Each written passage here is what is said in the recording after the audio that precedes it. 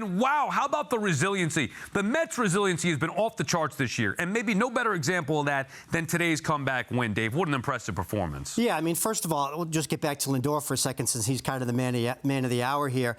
Was anybody surprised? I mean, this guy's been doing it all year after a little bit of a sluggish start.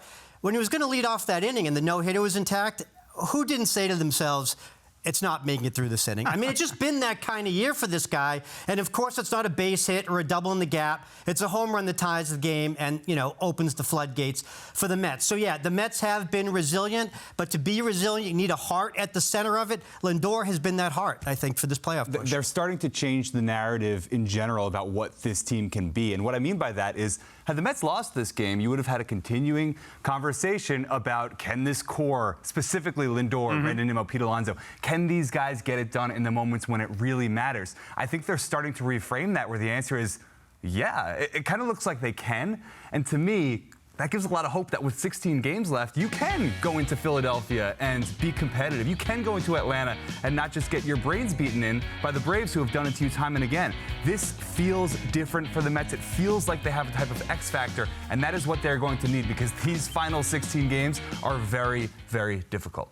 Heck, fellas, I'm giddy on narrative, too. I mean, I'd like to point out the pitching here. They've been uniformly excellent recently, and it has been a big deal in them going, I think they're 11-2 in their last 13 games. And look, if that game today had ended with or without the no-hitter, but with a Met loss, then we would have been sit here listing all the offensive guys who haven't been great lately. Boom, boom, boom, boom. It'd be a long list. But instead, there's a lot of, there's a lot of excitement about this team. I've been looking all year. I look at them, Sal, and I see there's a flaw, there's a fault. Oh, this won't work if they're going to make the playoffs. And now I look at them and I'm like, well, what don't they do well? I mean, they haven't hit great lately, but you know they will at some point, because they've had spells before this season where they've come back and hit. So, I mean, if you are looking at the Mets now as a potential postseason opponent, I mean, you have to be worried about what they could do to your plans. I think there's one thing left to prove. And think about what we were staring at here. The Mets in the midst of a playoff race with the Diamondbacks winning their game at the time. You know, the Braves are the Braves. Mets about to get no hit and possibly lose 2 out of 3 in Toronto